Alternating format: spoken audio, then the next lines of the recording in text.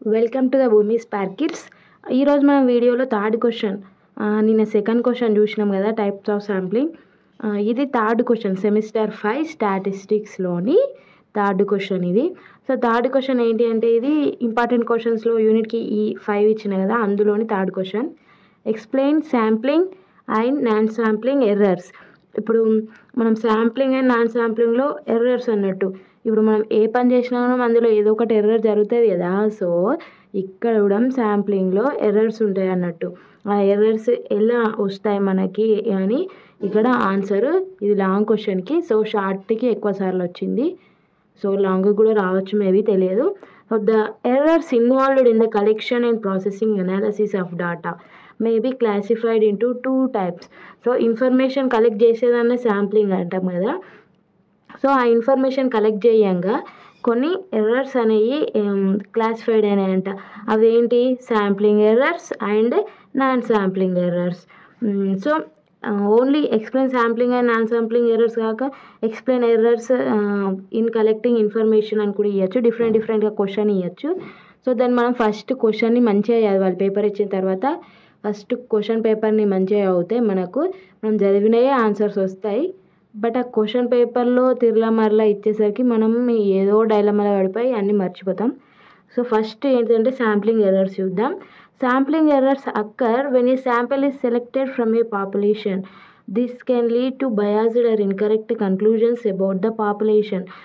మనం ఆ పాపులేషన్ నుండి శాంపిల్ సెలెక్ట్ చేసుకున్నప్పుడే శాంప్లింగ్ ఎర్రర్ అనేది ఏర్పడుతుందంట.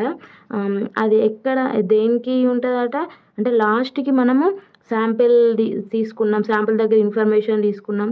సో ఇన్ఫర్మేషన్కి కన్క్లూజన్ అంటే ఒక రిజల్ట్ అనేది రాస్తాం కదా, ఆ రిజల్ట్ అప్పుడు ఈ శాంప్లింగ్ ఎర్రర్ అనేది ఏర్పడుతుందంట. Here are some common types of sampling errors occur with following reasons. So ఈ 3 రీజన్స్ వల్ల శాంప్లింగ్ ఎర్రర్స్ అనేవి ఏర్పడతాయంట. ఆ 3 రీజన్స్ ఏంటి? Faulty selection of the sample, second one substitution, third one faulty demarcation of the sampling units. So first heading is the faulty selection of the sample, refers to the process of choosing a subset of individuals or cases from a larger population.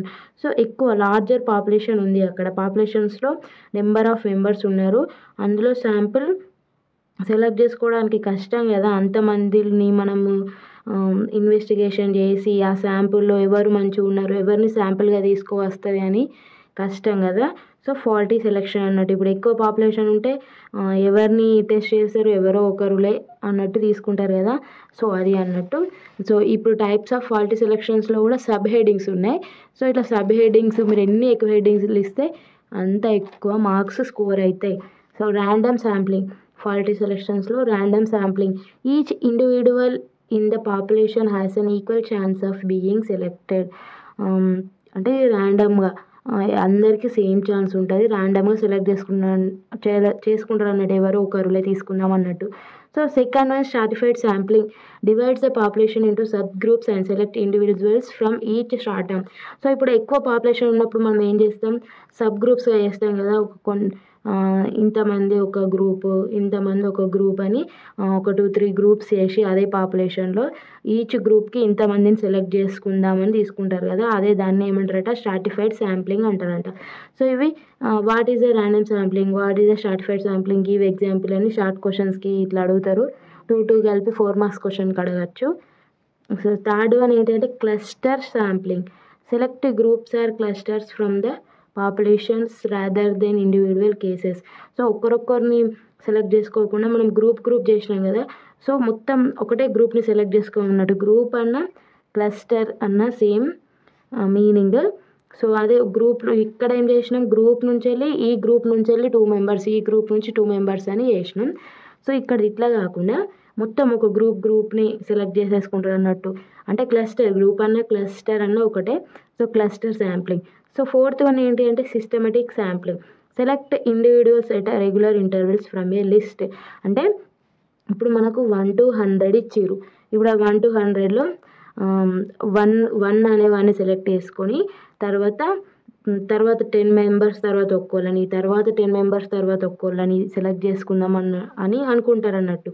ఇప్పుడు 1 నుంచి వెళ్ళి 10 increase అయితే 11 select చేసుకోవాలి, 11 నుంచి వెళ్ళి మళ్ళీ 21 నుంచి 31 అట రెగ్యులర్ ఇంటర్వెల్స్ అన్నట్టు. కొన్ని ఒక బేస్ ఒక నెంబర్ని మిస్ చేసుకుంటా సెలెక్ట్ చేసుకోవడం సిస్టమేటిక్ అన్నట్టు. సిస్టమేటికే కదా. సో రెగ్యులర్ ఇంటర్వెల్స్లో సెలెక్ట్ చేసుకుంటున్నారు వీళ్ళు. సో 5th వన్ ఏంటి అంటే snowball sampling. Selects initial participants and then ask them to recruit additional participants. So ఇప్పుడు 1 to 100లో ఫస్ట్ 5 మెంబర్స్ ఉన్నారు కదా ఇనిషియల్గా. ఇనిషియల్ అంటే ఫస్ట్ వాళ్ళని సెలెక్ట్ చేసుకొని ఆ 5 మెంబర్స్ని ఈ పాపులేషన్స్లో మీకు ఇష్టం ఉన్న వాళ్ళని సెలెక్ట్ చేసుకోండి. ఇంకా మిగిలిన శాంపుల్గా ఎంతమంది నీడ్ ఉన్నారో శాంపుల్ సైజ్కి అంతమందిని మీరే రిక్రూట్ చేసుకోర్రి అని వాళ్ళకి చెప్పడం. ఇది స్నోబాల్ శాంప్లింగ్ అన్నట్టు. సో నెక్స్ట్ మన హెడ్డింగ్ ఏంటి, సబ్స్టిట్యూషన్. సో ఇక్కడ substitution is sampling error refers the process of replacing a selected individual with another one due to ineligibility or non response. ఇప్పుడు మనకు సబ్స్టిట్యూషన్ అంటేనే తెలుస్తుంది, ఇప్పుడు ఒక్కరికి బదులుగా ఇంకొకరిని తేవడం అన్నట్టు. దాని మీనింగే అది కదా. సబ్స్టిట్యూషన్ అంటే ఒకరికి బదులుగా ఇంకొకరిని మనం అందులో రీప్లేస్ చేయడం. సో ఇక్కడ శాంప్లింగ్ ఎర్రర్ ఎందుకు రీప్లేస్ చేస్తున్నారంట, ఇప్పుడు శాంపుల్లో మనము సపోజ్ కొందరిని సెలెక్ట్ చేసుకున్నాం. సో సెలెక్ట్ చేసుకున్న తర్వాత మనకు తెలిసింది వీడు ఈ సర్వేకి ఎలిజిబుల్ కాదు, వీడు రెస్పాన్స్ ఇస్తలేడు, ఇంకొంత నాలెడ్జ్ లేదు అని తెలిసింది. సో వాడిని తీసేసి వేరే వాళ్ళని తెచ్చి అక్కడ రీప్లేస్ చేస్తాం కదా, దాన్నే సబ్స్టిట్యూషన్ అంటారు. So types of substitution, matching, replace non respondents with individual matching their characteristics. So ఇప్పుడు ఎవరైతే రెస్పాన్స్ ఇయ్యని వాళ్ళు ఉంటారో వాళ్ళకి బదులుగా కొంచెం వాళ్ళలాగా క్యారెక్టరిస్టిక్స్ ఉన్న వాళ్ళని రీప్లేస్ చేస్తారు. సో నెక్స్ట్ ఏంటి అంటే random substitution. Replace non respondents with randomly selected individuals. ఇట్లా ఎవరో ఒకరిని అన్నట్టు ర్యాండమ్గా, ఇప్పుడు అందరినీ ఏం ఇన్వెస్టిగేషన్ చేయకుండా ఎవరో ఒకరిలే అన్నట్టు ఒకరిని తీసుకొచ్చి అందులో రీప్లేస్ చేసేస్తారు. సో సీక్వెన్స్ సబ్స్టిట్యూషన్ అంటే నెక్స్ట్ ఇండివిజువల్, ఇప్పుడు మనం ఎవరినైతే తీసేసినామో ఇన్ఎలిజిబుల్ అని వాని తర్వాత నెంబర్ ఎవరిది ఉంటుందో సీక్వెన్స్లో వాళ్ళని రీప్లేస్ చేస్తారు. అది సీక్వెన్షియల్ సబ్స్టిట్యూషన్. సో ఇది faulty demarcation of sampling units. Next మన థర్డ్ హెడ్డింగ్ ఏంటి, faulty demarcation of sampling units. Faulty demarcation of a sample refers to the process of defining the boundaries and criteria for selecting participants such as age, range, location or profession. ఇప్పుడు మనం ఇదే ఏజ్లో తీసుకుందాం, లేకుంటే ఇదే లొకేషన్లో తీసుకుందాం, ఇదే ప్రొఫెషన్లో తీసుకున్నాం అని అనుకుంటారు కదా. ఇప్పుడు కొందరికి నాలెడ్జ్ ఉండొచ్చు బట్ ఏజ్ లేకుండొచ్చు, కొందరికి ఈ లొకేషన్లో ఉండకపోవచ్చు, వేరే లొకేషన్లో ఉంటారు బట్ ఆ శాంపిల్కి వీళ్ళు ఎలిజిబుల్ అవుతారు అన్నట్టు. అది faulty demarcation of sampling units. Next ఏంటి అంటే non sampling error. Non sampling error occurs at every stage of the planning and execution of sample surveys. ఇప్పుడు మనకు శాంప్లింగ్ ఎర్రర్ ఎప్పుడు వచ్చింది, అది లాస్ట్కి మనం ఇన్ఫర్మేషన్ అంతా తీసుకున్నాక కన్క్లూజన్ ఎప్పుడైతే రాస్తామో అప్పుడు ఏర్పడే ఎర్రర్ని మనం శాంప్లింగ్ ఎర్రర్ అంటాం. సో మనకు ప్లానింగ్, ఆ సర్వేని ప్లానింగ్ చేస్తాం కదా, ఇట్లా ఈ ఇన్స్ట్రుమెంట్స్ వేయాలి, ఈ టైంలో వేయాలి, ఈ ఇన్వెస్టిగేటర్ని మనం తీసుకోవాలని అలా ప్లానింగ్ చేసేటప్పుడు ఎగ్జిక్యూషన్ ఇన్ఫర్మేషన్ తీసుకునేటప్పుడు కూడా ఏర్పడే ఎర్రర్స్ని ఏమంటారు నాన్ శాంప్లింగ్ ఎర్రర్స్. సో మనం క్వశ్చన్ అర్థం చేసుకున్నట్లయితే మంచిగా రాయగలుగుతాం. So this errors occur due to faulty planning and response errors. Faulty planning, ఇప్పుడు మనము సబ్ హెడింగ్లో చూద్దాం ఫాల్టీ ప్లానింగ్. ఫాల్టీ ప్లానింగ్లో ఇంకా సబ్ హెడింగ్స్ ఏంటి, మెజర్మెంట్ ఎర్రర్స్. అంటే ఒక ఇన్స్ట్రుమెంట్స్ ఉంటాయి కదా మెజర్మెంట్ చేయడానికి. ఇప్పుడు ఒక స్టూడెంట్ హైట్ చూడాలి, మనం ఒక స్కూల్లో స్టూడెంట్స్ని సర్వే చేస్తున్నాం వాళ్ళ హైట్ వెయిట్ ఎంత అని. మనం ఒక ఏంటిది మెజర్మెంట్, అది హైట్ కొలిచేది ఉంటుంది కదా, అది సరిగ్గా వేయలేము. మనం సరిగ్గా వేయకుంటే మెజర్మెంట్లో ఎర్రర్సే ఉంటాయి కదా. సో అది అన్నట్టు మెజర్మెంట్ ఎర్రర్. సో మీకు హెడ్డింగ్లోనే తెలుస్తుంది. Data analysis errors. Errors in statistical analysis or data modeling such as using inappropriate statistical tests. Information తీసుకున్న తర్వాత కూడా మనకు ఏ స్టాటిస్టికల్ టెస్ట్ దాని మీద యూజ్ చేయాలి అని తెలియదు కదా, అప్పుడు కూడా ఆ అనాలసిస్లో వాళ్ళు ఇచ్చిన ఇన్ఫర్మేషన్ని మనం సరిగ్గా అర్థం చేసుకోకుండా కూడా ఎర్రర్స్ అనేవి అక్కర్ అవుతాయి. సో ఇంకా ఏంటిదంటే రెస్పాన్స్ ఎర్రర్స్. రెస్పాన్స్ ఎర్రర్స్ అంటేనే తెలుస్తుంది ఇప్పుడు మనం రెస్పాన్స్ సరిగ్గా లేకుంటే వచ్చే ఎర్రర్స్ అని. Non response errors due to participants not responding. ఇప్పుడు శాంపుల్లో కొందరు సెలెక్ట్ అయ్యారు పార్టిసిపెంట్స్, కొందరు సెలెక్ట్ అయ్యారు కానీ వాళ్ళు రెస్పాండ్ అవుతలేరు, మనం అడిగిన క్వశ్చన్స్కి వాళ్ళు ఆన్సర్ చెప్తలేరు. సో ఎర్రర్స్ అనేవి అవుతాయి కదా. సో గట్లా.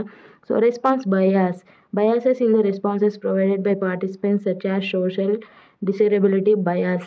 ఇప్పుడు మనం సెలెక్ట్ చేసుకున్న పార్టిసిపెంట్స్లో వాళ్ళ ఏరియాకి తగ్గట్టు ఈ ఆన్సర్ చెప్తే ఎవరైనా ఏమంటారు అని, ఎవరైనా నన్ను బెదిరించవచ్చు అని, ఇప్పుడు వేరే వాళ్ళకు అపోజిట్గా వీళ్ళు ఏదైనా ఆన్సర్ చెప్పినప్పుడు, సో ఇప్పుడు మూవీలో చూసినట్టు ఏదైనా మర్డర్ జరుగుతుంది, సో వీళ్ళు సర్వే చేయడానికి ఇంటర్వ్యూ చేయడానికి ఛానల్ వాళ్ళు మైకులు పెట్టుకొని పోతారు కదా, అప్పుడు వాళ్ళు ఏమన్నా అంటారు కానీ వీళ్ళకి తెలిసినా కూడా ఎవరైనా ఏమన్నా అంటారు అని కొందరు బయటకు చెప్పరు.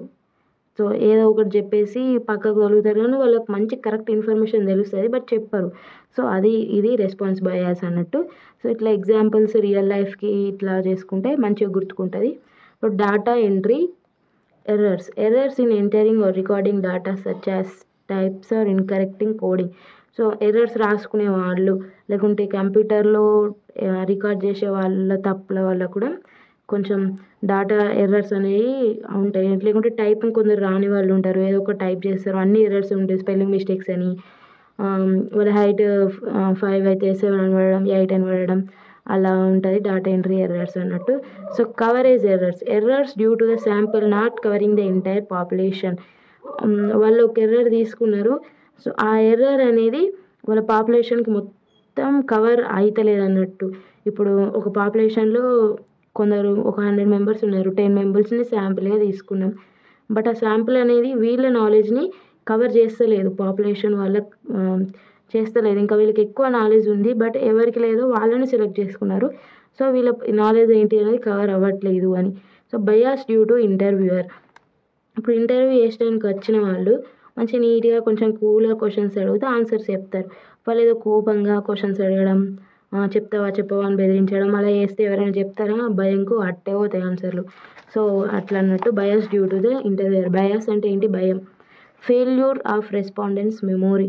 ఇప్పుడు మనం పార్టిసిపెంట్స్ సెలెక్ట్ చేసుకున్నాం, ఆ పార్టిసిపెంట్స్ ఎప్పుడు ఏదో పాస్ట్లో జరిగిన మ్యాటర్ గురించి, ఆ పాస్ట్లో జరిగిన మ్యాటర్ అయితే మర్చిపోతారు కదా, సో ఆ మర్చిపోయిన మ్యాటర్ని చెప్పడానికి గుర్తుకు రాదు వాళ్ళకి. ఫెయిల్యూర్ ఆఫ్ రెస్పాండెన్స్ మెమరీ, వాళ్ళ మెమరీ అనేది ఫర్గెట్ అయిపోతుంది అన్నట్టు.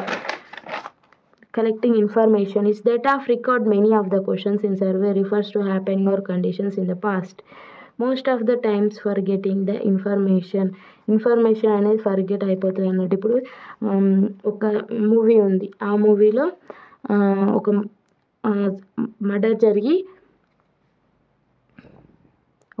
జరిగింది, సో ఆ మర్డర్ ఒక 1 month back, 2 months back, 1 year back జరిగింది. సో ఆ మర్డర్ గురించి ఇప్పుడు ఎవరైనా సర్వే చేయడానికి వస్తే వాళ్ళకి ఏమైనా గుర్తుకుండదు కదా, కొన్ని విషయాలు మర్చిపోతుంటారు. సో అప్ టు డేట్గా ఇవాళ జరిగిన ఇన్ఫర్మేషన్ని రేపు ఇంటర్వ్యూ లేకుంటే ఇదే రోజు ఇంటర్వ్యూ చేస్తే ఎవరైనా కరెక్ట్గా ఇన్ఫర్మేషన్ చెప్పుకోగలుగుతారు. సో ఇది మన థర్డ్ క్వశ్చన్. సో చిన్నగానే ఉంది, మీరు నోట్స్ రాసుకోండి, మీకు ఎగ్జామ్స్లో యూజ్ అవుతుంది. Thank you for watching and share it your friends and family.